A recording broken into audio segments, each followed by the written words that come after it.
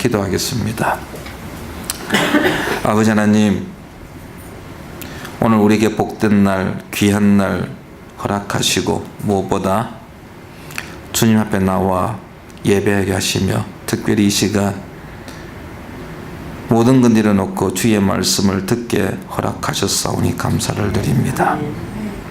이 시간 온전히 주의 말씀만이 선포되어지게 하시고 그 말씀들이 우리의 마음판에 온전히 새겨지게 하시며 우리가 늘 묵상하고 기억하며 그 말씀 붙잡고 하루하루 살아가는 우리 모두 되게 하여 주시옵소서. 예수님의 이름으로 기도하였습니다. 아멘. 오늘 설교 제목이 제자입니까? 입니다. 제자입니까? 조금 부담스러운 제목이 될 수 있을지 모르겠습니다만은 이 제자입니까? 라는 것은 제가 책 이름에서 따왔습니다. 그 남미 아르헨티나에 후안 칼로스 오르티즈라는 목사님이 계시는데 이분 목사님이 쓰신 책입니다. 우리나라 이 책이 소개되어진 다음에 제자 훈련하는 교회에서는 이 책을 상당히 많이 이용을 했습니다. 제자 훈련 받는 데 있어 가지고 반드시 읽어야 될 교재 중에 한 권으로 채용되어졌습니다. 그래서 이 책 내용을 보면은 제자도와 관련해 가지고 우리에게 상당히 좋은 내용, 좋은 책이라고 할 수 있겠습니다. 이 책 제목처럼 과연 우리는 예수 그리스도의 제자인가 하는 질문을 오늘 한번 스스로 한번 던져보시기 바랍니다. 나는 예수님의 제자인가? 예수님의 제자라고 한다면은 예수님의 제자다운 삶을 지금 살고 있는가 하는 것입니다. 오늘 우리가 사도행전 19장을 읽었는데요. 19장은 18장에서 시작되어진 사도 바울의 3차 전도 여행을 본격적으로 소개하고 있습니다. 바울은 약 4년에 걸쳐서 3차 전도 여행을 합니다. 그런데 그 가운데에 약 3년을 에베소에서 보냅니다. 에베소는 3차 전도 여행의 본거지라고 중심지라고 말할 수 있겠습니다. 안디옥을 떠나가지고 오늘 본문에 보면 1절에 보니까 윗지방으로 했는데 아마 고원지대를 거쳐서 에베소에 도착하지 않았겠나 싶습니다. 바울이 에베소에 왔을 때에는 마치 에베소가 비어 있었다, 지도자가 없었다라고 할 수 있습니다. 왜냐하면 그 아볼로가 고린도 에게해를 건너서 고린도로 가고 없는 상황 속에서 이제 바울이 다시 에베소에 오게 된 것입니다. 그 에베소에서 바울이 이제 12명의 사람들을 만나는데 그와 관련되어진 이 에피소드가 오늘 본문의 내용입니다. 오늘 본문에서 저는 함께 참된 제자는 어떤 사람인지를 좀 살펴보고자 합니다. 우리가 예수님의 제자가 되기 원한다고 한다면은 그럼 제자의 어떤 모델이 있어야 되지 않겠습니까? 그래서 좀 살펴보고자 하는데요. 첫 번째로 우리가 예수님의 진정한 제자가 되으려고 한다면은 무엇보다도 먼저 예수님을 믿어야 합니다. 예수님을 믿지 않고서는 결코 제자가 될 수가 없습니다. 오늘 1절 말씀을 한번 보시기 바랍니다. 1절에 보면 아볼로가 고린도에 있을 때 바울이 윗지방으로 다니 에베소에 와서 어떤 제자들을 만나라고 했습니다. 7절에 보면 모두 12명쯤 12사람쯤 되니라고 했습니다. 바울이 약속대로 에베소에 왔는데 그곳에서 12명의 사람을 만났는데 누가는 이 사람들을 가리켜서 어떤 제자라고 했습니다. 그런데 2절 이하의 말씀을 보면은 바울과 이들의 대화를 가만히 보고 있으면은 제자라고 말하기에는 뭔가 부족한 사람이었다는 것입니다. 우리가 흔히 알고 있는 제자는 그를 믿고 따르는 자들 아닙니까? 그런데 이 사람들은 그렇지 않다는 것입니다. 그들은 요한의 세례만 알고 있었고 성령은 알지도 못하였습니다. 예수님에 관해서도 제대로 알지 못한 사람들이었습니다. 그럼에도 불구하고 누가는 제자라고 표현하고 있다는 것입니다.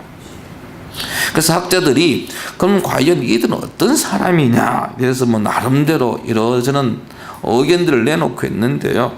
어떤 이는 주장하기를 아마 이 사람들은 아볼로가 이 에베소에서 하나님 말씀을 가르칠 때에 지도자를 있을 때에 아볼로가 브리스길라 부부를 만나기 이전에 전했던 그 복음을 듣고 이 추종했던 사람들이 아니겠는가. 왜냐하면 아볼로도 처음에는 요한의 세례만 알고 있었거든요.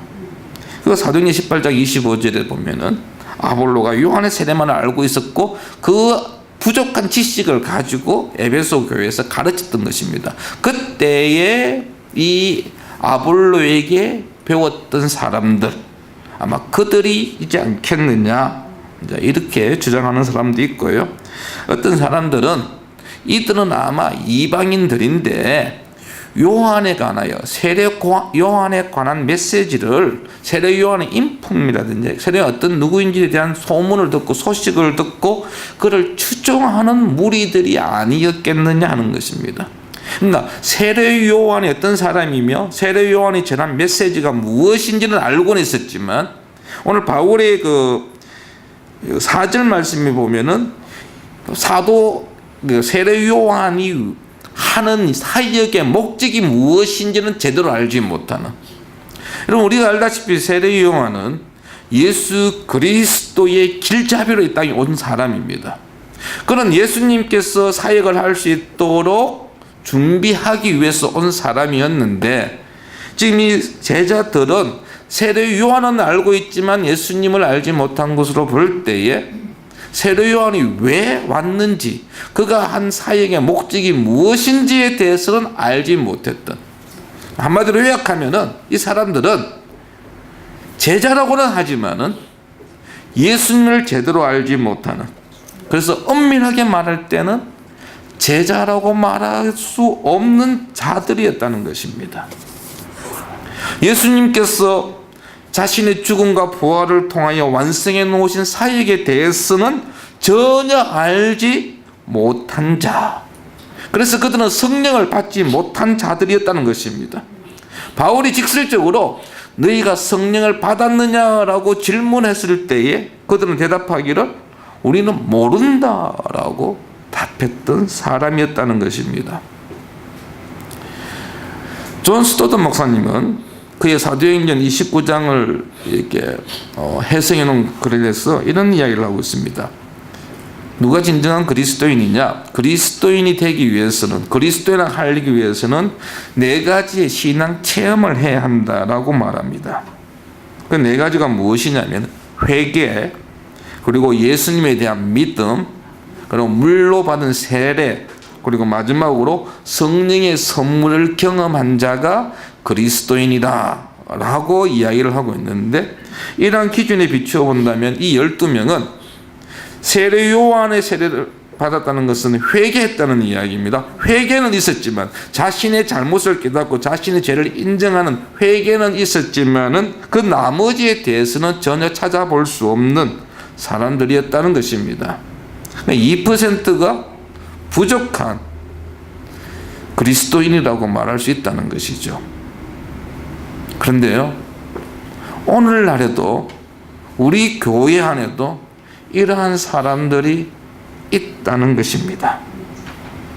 교회를 출석하고 세례를 받았다고 해서 모든 사람들이, 교회 다니는 사람들이 세례받은 사람들을 제자라고 할 수 있느냐 하는 것입니다.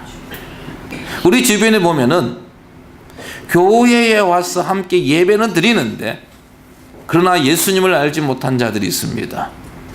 예수님을 믿지 못하는 자들이 있습니다. 예수님에 대해서는 관심이 없습니다. 우리가 교회 와서 예배 드리는 이유가 무엇입니까?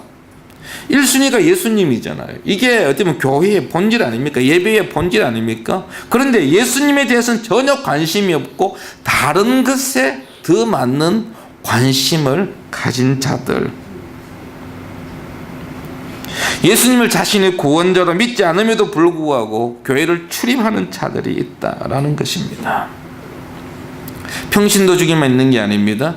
직분을 맡은 자들 중에서도 이러한 사람들 간혹 볼 수 있고, 심지어 목사 가운데서도, 저도 목사지만은요, 목사 가운데서도 천국에 들어가지 못할 자가 있을 것이다 라는 말을 공공연히 합니다. 어떤 사람은 성경을 읽어도요, 창세기부터 요한계시록까지 다 읽는 것이 아니라 잠언이라든지 아니면 마태복음 5, 6, 7장이나 산상수훈만 읽습니다. 그 말씀들을 읽으면서 많은 도전을 받습니다. 아, 참 사람이 이렇게 살아야 한다 라고 이야기합니다. 그런데 여러분, 성경은 잠언과 산상수훈만 있는 게 아니지 않습니까? 성경은 우리에게 예수 그리스도 소개해 주는 책입니다. 성경은 예수님 우리에게 누구인지를 말씀하시면서 우리가 구원받고 영생받는 길을 제시해 주는 책입니다. 근데 거기에는 관심이 없고 그냥 어떤 윤리적인 교훈적인 것만 찾는 사람들이 있다는 것입니다. 과연 우리는 이들을 가르쳐서 그리스도인이라고 제자라고 말할 수 있겠느냐 하는 것입니다. 요즘은 이력서에 종교란을 적는 게 아마 없는 줄로 알고 있는데, 우리가 이제 종교가 무엇이냐고 질문하면은 기독교라고 적겠죠. 여러분, 기독교라고 적는다고 해서 과연 우리가 그리스도인이라고 할 수 있겠는가? 세례를 받고 11조를 하고 심지어 누구보다 열심을 다해서 전도한다 할지라도 예수님을 믿지 않는다면 여러분, 그리스도인이 아닙니다. 제자가 될 수 없습니다. 몇 년 전에 아이들만 목사님이 쓴 책이 한 권 있었습니다. 책 제목이 팬인가 제자인가. 여러분, 팬 아시죠? 예, 열광적인 팬들 있지 않습니까? 예, 아마 여러분 가운데 롯데 팬도 계실 것이고, 아니면 우리 젊은 아이들, 와이냐들 같은 경우는 좋아하는 어떤 아이돌 팬도 있을 것입니다. 그래서 자기가 좋아하고 자기가 지지하고 이런 어떤 공연한다, 아이들 가수들이 공연한다 그러면은 줄을 서가지고 입장하려고 그러지요. 예. 여러분, 롯데 좋아하시는, 야구 좋아하시는 분들은 비가 오나 그냥 야구장을 출입하지 않습니까? 모든 것 다 제쳐두고 우선순위를 둡니다. 그런데 그분이 쓴 책에서 무슨 이야기를 하고 있느냐면은, 교회 안에는 제자도 있고 팬도 있다는 것입니다. 그런데 겉으로 볼 때는 잘 모른다는 것이죠. 그에 따르면은 팬은 제자들처럼 예수님을 열정적으로 좋아한다고 말합니다. 그런데 예수님을 위해서는 헌신하지는 않습니다. 예수님을 좋아하기는 하지만은 헌신하지는 않는다는 것입니다.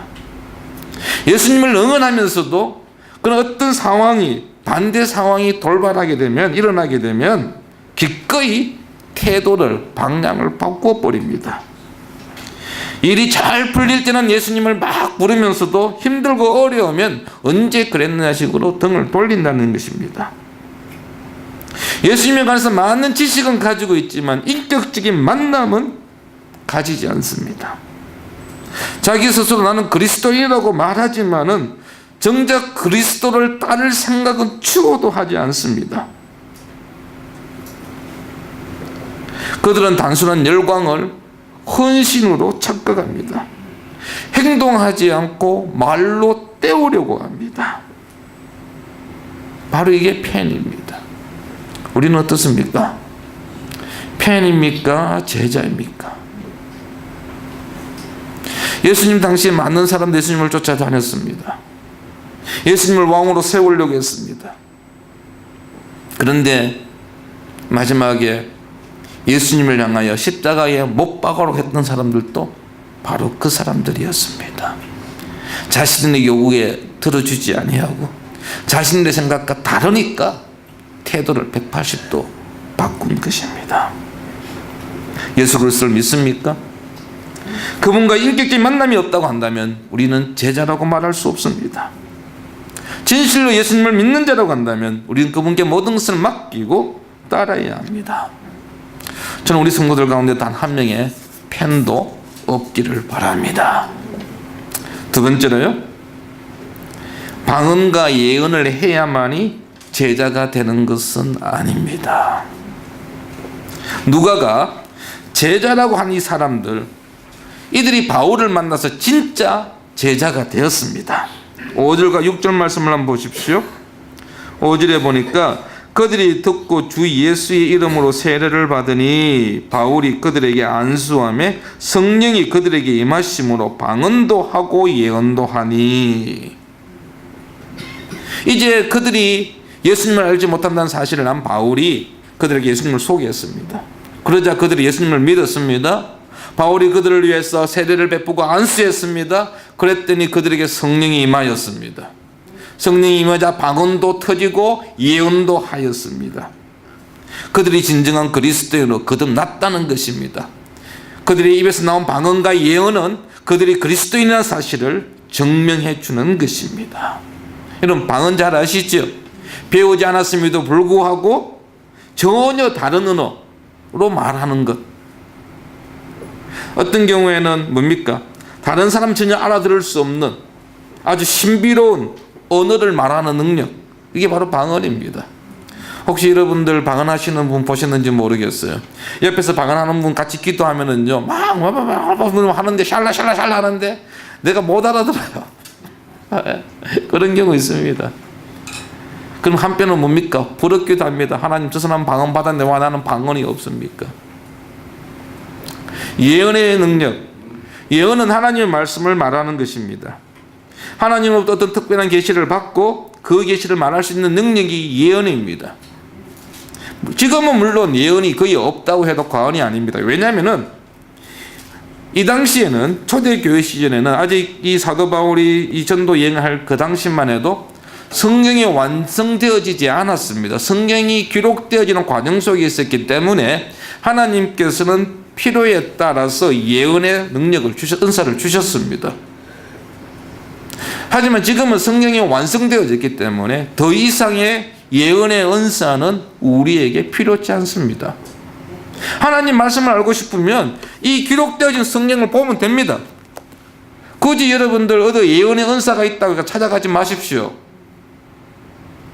여러분들 성경이 없는 지역, 아직도 복음이 들어가지 않는 그런 미전도 종족들한테는 예언의 은사가 있을 수 있습니다. 왜? 아직 성경이 그들에게 없기 때문에. 하지만 우리에게는 이렇게 기록되어진 하나님의 말씀, 완성된 성경 말씀이 있기 때문에 더 이상의 예언은 우리에게 필요치가 않습니다. 우리는 오늘 여기서 제가 하고 싶은 이야기는 뭐냐면은 이 방언하는 거하고 예언하는 것 가지고 자신의 신앙을 자랑하지 말라는 것이고요.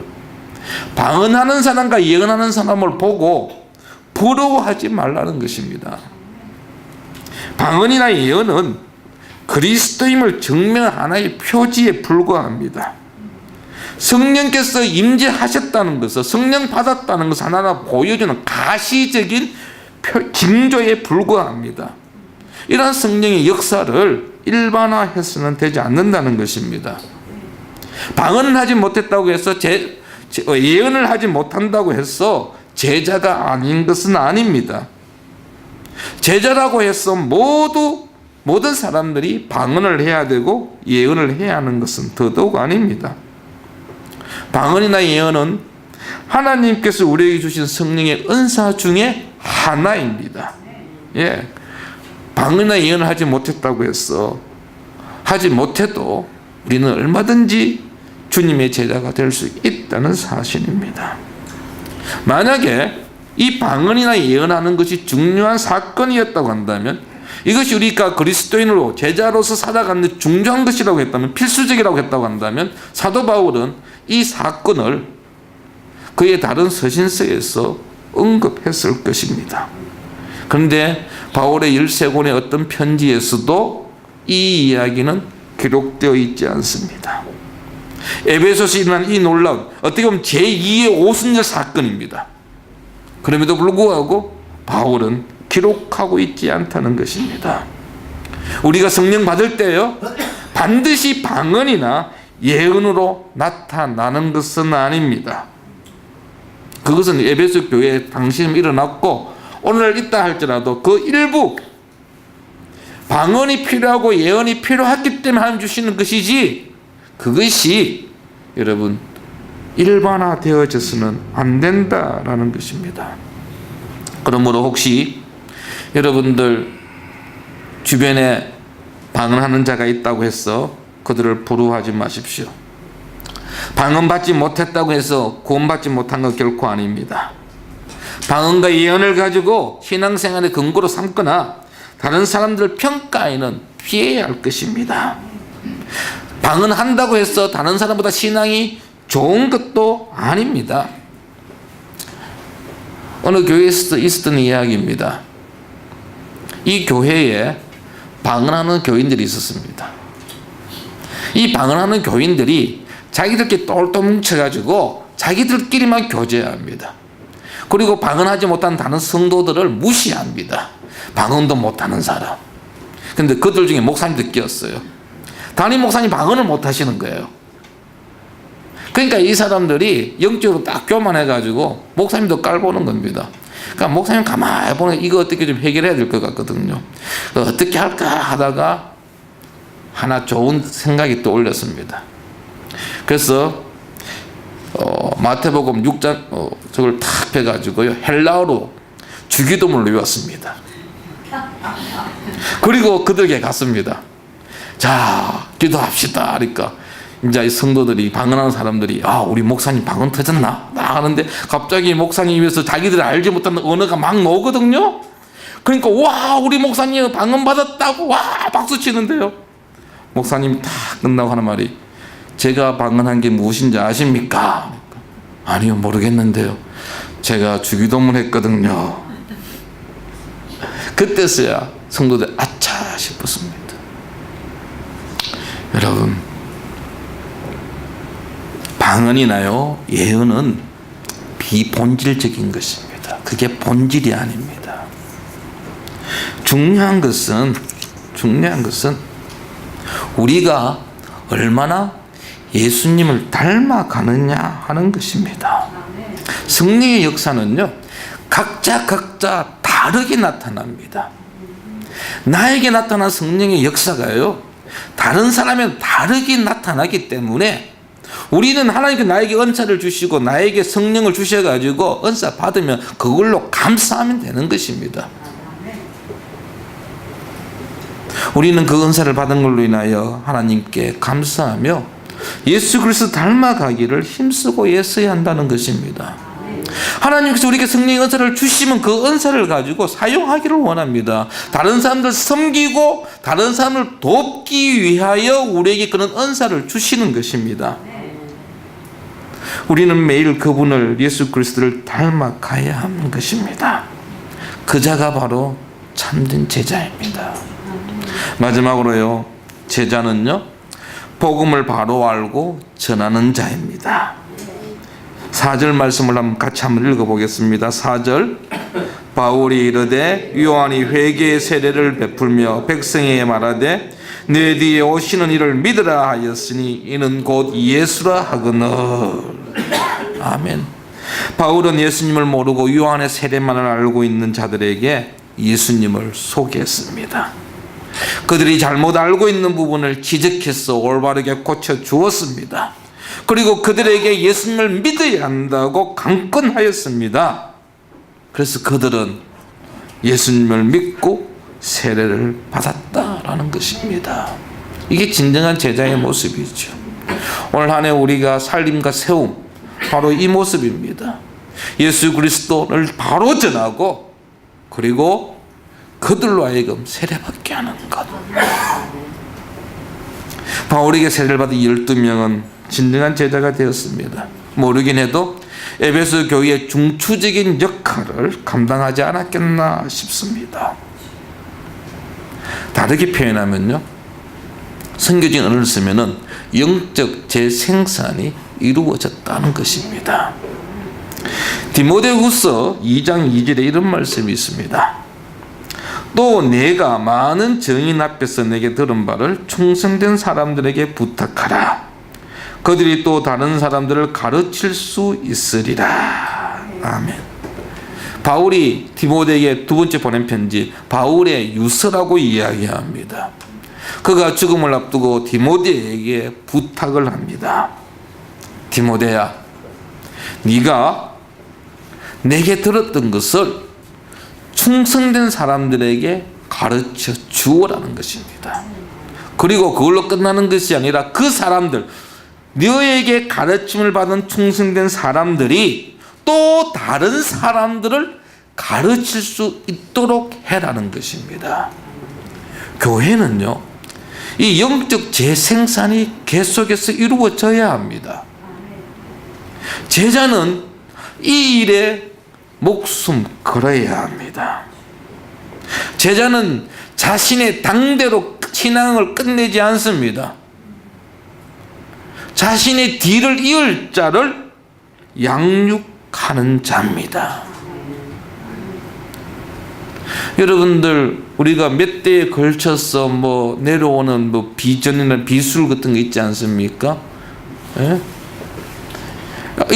뭡니까? 우리 이름난 맛집 같은 데 가보면은 할할머니로부터 어머니로부터 시어머니로부터 물려받은 기술 있지 않습니까? 그 비법, 여러분, 그 비법을 그냥 자기 죽으면서 끝납니까? 아니지 않습니까? 자기 다음 세대에게 물려주려고 합니다. 그래서 과연 자기 뒤를 이어가지고 이 일을 할 수 있는 사람이 누군지를 찾고, 그리고 그 사람을 택해서 불러가지고 훈련시킵니다. 그리고 자신의 모든 비법을, 선대로부터 물려받은 모든 비법을 물려주고 뒤로 물러나지 않습니까? 그러면 또 그 사람이 그것을 익히고 또 나름대로 열심히 사용하고 또 다음 세대로 넘겨줍니다. 교회 안에서 이 일이 이루어져야 합니다. 저는 교회를 놓고 기도할 때마다 참 이 부분이 참 안타깝습니다. 지금 우리 기드온이나 또 한나의 에스더까지 내려와 가지고요, 참 교회를 위해서 나름대로 열심히 헌신하고 있습니다. 에스더 뒤를 이어서 이제 마리아회가 이제 이어받아야 되겠죠. 어제 마리아회 자치회 모임 보면서 제가 참 감사하다는 생각이 들었습니다. 참 나름대로 열심히 마리아가 합니다. 아마 에스더의 공백을 충분히 마리아회가 좀 채워주지 않겠느냐. 자, 그런데 문제는 마리아회를 이어줄 다음 세대입니다. 이 30대가 있어야 되는데 30대가 있기 위해서는 이 요셉들이 빨리 결혼을 해야 되거든요. 요셉들이 결혼을 해가지고 좀 이 자매들을 좀 데리고 와야 30대가 생기면서 이제 마리아, 제2의 마리아가 될 것인데, 아직 그 부분이 참 우리의 기도 제목이 아니겠는가. 또 한편 기드온도 좀 그렇습니다. 우리 지금 남자는 기드온 모임 하나밖에 없는데, 이 기드온 뒤를 이어줄 우리 청년들, 여러분 알다시피 없지 않습니까? 제대로 지금 양육되어지지 못하고 있습니다. 빨리 이 요셉회가 또 브리스길라와 아굴라가 좀 자리를 잡아가지고 이분들을 대신해서 정말 이 믿음찬 교회에서 함께 좀 주의 나라를 위하여 좀 헌신할 수 있어야 되겠는데, 어떻게 하면 좋을는지 참 우리의 기도 제목입니다.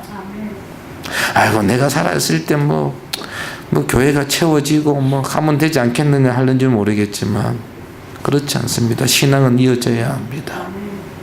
각 가정에서도 신앙은 이어져야 합니다. 아버지의 신앙이 아들에게 이어져야 됩니다. 아들의 신앙은 손자에게 이어져야 합니다. 교회도 마찬가지입니다. 계속해서 신앙은 이어져야 합니다. 그 신앙을 이어주는 일을 온전히 감당하는 자, 제자라고 말할 수 있다는 것입니다. 수많은 사람들이 예수님을 쫓았지만 제자는 소수에 불과했습니다. 우리는 제자입니까? 명목상의 제자가 되지 않기를 바랍니다. 우리를 위하여 당신의 생명까지 내놓으신 예수 그리스도이십니다. 매일 그분을 향한 우리의 신앙을 고백하고 그분을 닮아가는, 온전히 헌신하는 진정한 제자의 삶이 우리 가운데 나타나기를 축원합니다. 아버지 하나님,